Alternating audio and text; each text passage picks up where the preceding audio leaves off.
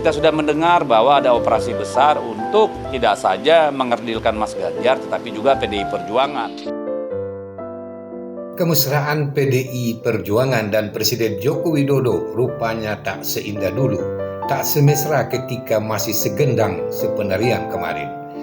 Baliho Ganjar Mahfud yang dicopot di Bali dan di Sumatera, polisi mendatangi kantor PDI Perjuangan di Surakarta. Bagi Partai Banteng Jokowi tak sekedar dingin dalam rasa, tapi sudah dalam tindakan nyata di lapangan.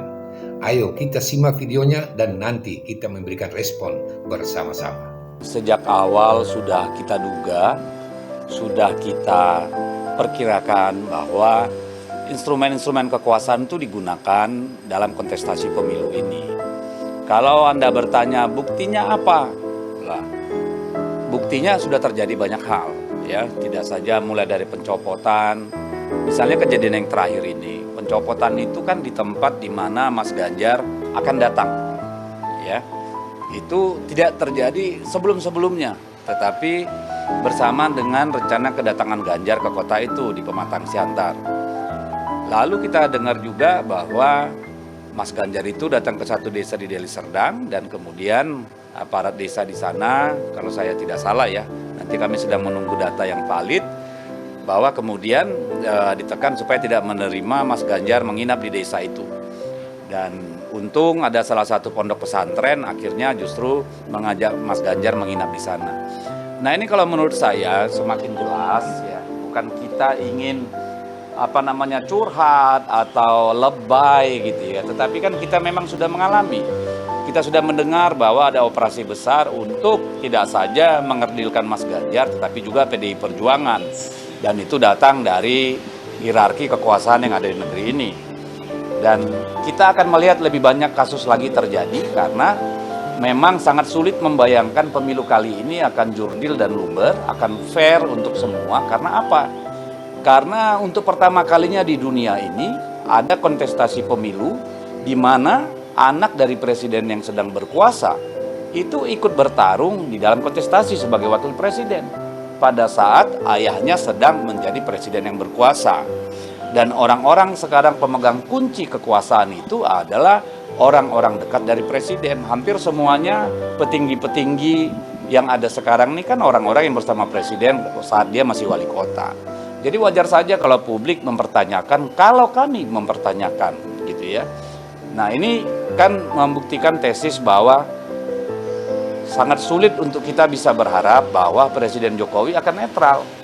Karena nggak usah kontestasi pemilu yang mempertaruhkan harkat, martabat, kewibawaan, harga diri seorang presiden, seorang ayah. Kita saja kalau anak kita ikut 17-an Agustus, selemah-lemahnya iman kita berteriak-teriak, lompat-lompat mendukung anak kita. Lah ini kontestasi kekuasaan. Jadi sangat tidak mungkin lah kalau menurut kami presiden itu akan netral. Sahabat jurnalis kampung, bagaimana tanggapan dan respon Anda? Silahkan Anda menulisnya di kolom komentar untuk didiskusikan. Nah, kita simak kata Deddy Sitorus tadi. Apakah kita sebagai orang tua hanya tinggal diam ketika sang anak berjuang di lomba Agustusan? Deddy Sitorus bisa benar Gibran Raka Buming Raka memang tak sekadar berpesta di lomba HUT kemerdekaan bangsa.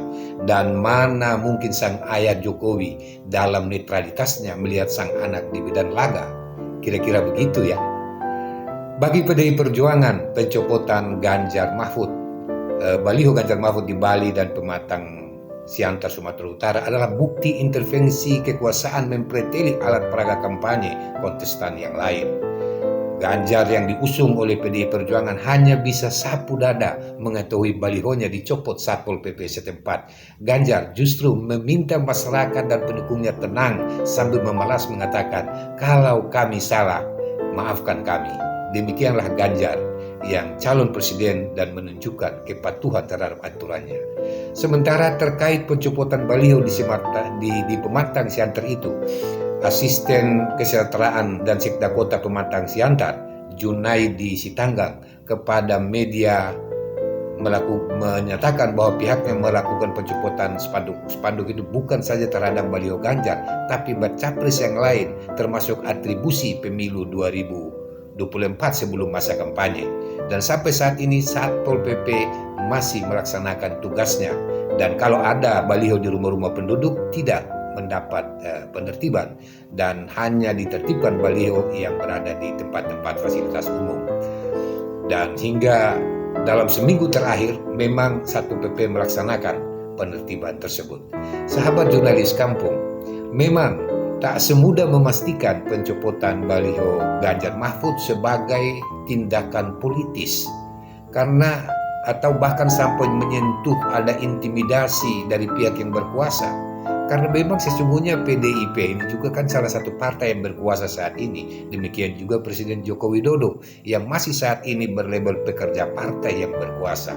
Atau jangan-jangan PDI Perjuangan dan Presiden Joko Widodo meminjam kata di kampung Babatopa, katanya dorang sudah baku tahu hati dan rasa.